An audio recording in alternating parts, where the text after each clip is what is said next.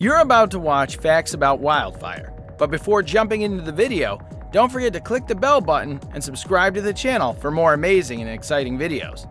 Wildfires are destructive. Residents of the impacted region must be evacuated from their homes and their beloved landscapes being destroyed, and residents in the surrounding areas are forced to breathe smoke and ash out of the fires. It's hard to look at the bright side while all of what is going on. But it's reassuring to note that there are still advantages to these wildfires. Today we'll share some crazy facts about wildfires. Stay with us till the end or you'll miss out.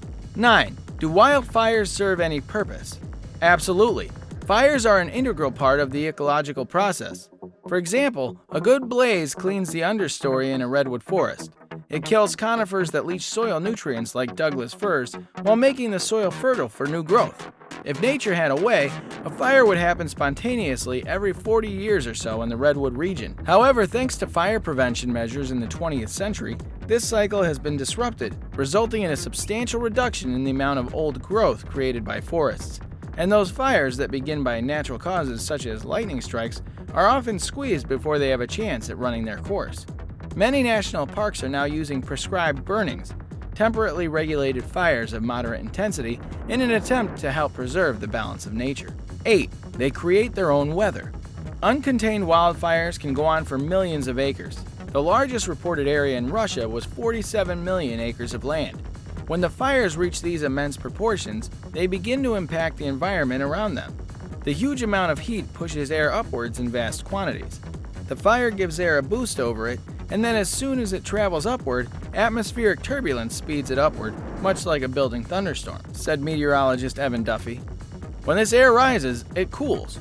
Water droplets condense within, forming clouds and perhaps even thunderstorms. A cloud produced by a forest fire is called a pyrocumulus, and a firestorm cloud produced in this way is called a pyrocumulonimbus.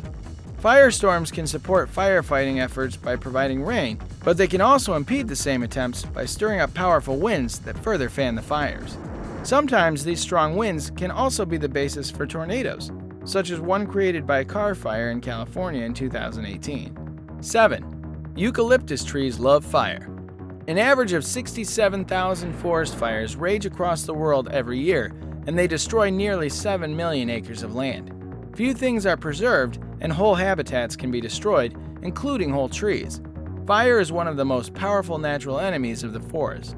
But there is one tree in particular that not only survives fires easily, but also encourages them. The Australian eucalyptus tree, which grows 18 to 55 meters or 60 to 180 feet tall depending on the plant, is built for fire. Its fallen leaves make an excellent flammable blanket, and its bark peels off in long strips that touch the ground. This helps the fire to climb up and down into the trees. Ground fires that fly up to the canopy and damage leaves and stems are common. Often highly flammable, the oil of a eucalyptus tree, known to give it a fragrant scent, has acquired the species the nickname gasoline tree. But why would a tree be built to allow fire to burn it? Their seed capsules are ideally suited for cracking in a fire, and after a fire, the seeds grow rapidly in the ash-rich soil. The love of fire in the eucalyptus tree has been a major cause of concern in Australia, where the existence of the tree has produced several strong fires. But the eucalyptus tree has been introduced to every populated continent, and now its flame-loving ways are spreading danger everywhere. In a nutshell, humans have planted this danger all around the world. 6. What is the red mixture they spray on raging fires from planes? Believe it or not, water is a main component of this red mixture. It is often treated with thickeners to transform the liquid into a blanket and to prevent it from evaporating. In addition, these thickeners also help to cover more area. As for the color, it comes from iron oxide, aka rust. This is added to make clear to the firefighters that the areas have been treated. Often the mixture contains fertilizer to help promote plant growth as well. 5. The most dangerous wildfire in the history is relatively unknown. October 1871 was a really terrible year for fire in the United States. In Chicago, between 8th and 10th of October, a fire swept through the area, causing $200 million in damage and killing 300 people. After this, the phase of robbery and lawlessness started so badly that martial law was imposed over the city and remained in place for many weeks. The Great Chicago Fire received a large amount of media attention and caused considerable economic development in Chicago during the Reconstruction. After the wildfire, fire protection was also a platform that politicians ran on. But as dangerous as it was, the Great Chicago Fire was relatively small compared to its big brother. On the same day, October 8th, a fire began in Wisconsin's drought-stricken farmland, which was reported to be almost 1.2 million acres in size. It was labeled as the Peshtigo Fire, named after a neighboring town destroyed by flames. An estimated 1,200 to 1,500 people were killed by the Peshtigo Fire, at least 4 times higher than killed that day in the Great Chicago Fire. While the Chicago Fire gained the bulk of media coverage and is more widely remembered, it was the Peshtigo Fire that swept whole towns from the map forever. 4. How do doctors determine the percentage of burns on the victim? The general burn assessment is based on 2 protocols, the Rule of Nines and the Lund-Browder table. The Rule of the Nines, established in the 1950s, divided the human body into 9 multiples. Every arm is 9%, the leg is 18%, and so on. This method allowed the doctors to quickly examine the patient to see they had burns on the palm of one hand, half of the chest and up the arm, and to estimate that approximately 20% of his body had been burned. This approach proved to be less reliable when it came to children, however, since their physical dimensions are very different from those of the average adult. 2 American doctors, Charles Lund and Newton Browder, managed to come up with the burn chart in 1944 that split the human figure into different defined parts. It also provided a formula for the measurement of body surface area depending on the age of the patient. 3. The connection between Dalmatians and firehouses. In the 1800s, the fire engines were horse-drawn carriages. Sadly, at that time, horses and other equipment found at the fire station were primary targets for robbers, especially in some of the poorer city centers where there were many fires. Some firefighters tried to battle the criminals by sleeping alongside their beasts, but because they were also tired from battling blazes, that plan didn't always work. Eventually, the answer was clear: a watchdog. And not just some kind of watchdog. You see, horses are not solitary creatures. They prefer the friendship of some other animal, a dog, a goat, even a chicken or another horse. Kept alone for too long, they become anxious and neurotic.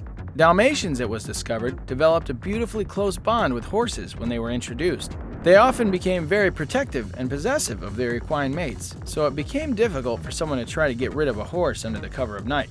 In reality, the dotted pooches were often used for the same purpose by stagecoach drivers, and became known colloquially as coach dogs. 2. Reason behind different colors of fire hydrants. Currently, there is no legislation governing the color coding of fire hydrants, although the National Fire Safety Association has proposed guidelines that most jurisdictions adopt to some degree. They say that the best color for the frame of the hydrant is chrome yellow, but if the region has already identified another color, it should be consistent. No polka dots on one, stripes on the other. Traditionally, hydrants linked to public water systems are painted yellow, whereas those operating from private water systems are red. Hydrants that pump drinkable water are either violet painted or have at least one purple cap. The seals and caps on the hydrants should also be painted to show the water pressure available. Red shows the lowest pressure, just under 500 gallons per minute at 20 psi, preceded by orange, green, and finally light blue, which pumps 1,500 gallons per minute or more. 1. What happens to the animals? Looking at the aftershocks of a wildfire may make you think that no good can come of it. But believe it or not, there are more advantages to wildfires than to the eye. For example, some wildlife doesn't just survive the flames, they live and thrive in the wake of the fire. In 2001, the endangered Jemez mountain salamander habitat was devastated by wildfires in New Mexico, but the populace lived by hiding in the nooks and corners of the rocks. Turns out, a number of amphibians and other smaller creatures who can't get out of the fire take shelter in logs, under rocks, or hide themselves in the mud. At the other end of the continuum, large animals such as elk can migrate to streams or lakes for safety. Some species, on the other hand, aren't that fortunate. For example, koalas instinctively crawl up trees, trapping themselves in flames. Animals like black-backed woodpeckers will deliberately search out burned woods for a delicious snack. They gorge on the beetles of the bark that live in the dead trees and then make their homes in the blackened leaves. And while this delicate balance between devastation and new development has been a way of life for centuries, human intervention is changing it. If we do not begin clearing dead vegetation and helping fires take their natural course, we could end up damaging forests and wildlife more than any fire could ever have done. You've just watched Facts About Wildfire. We hope you liked the video. Thanks for watching.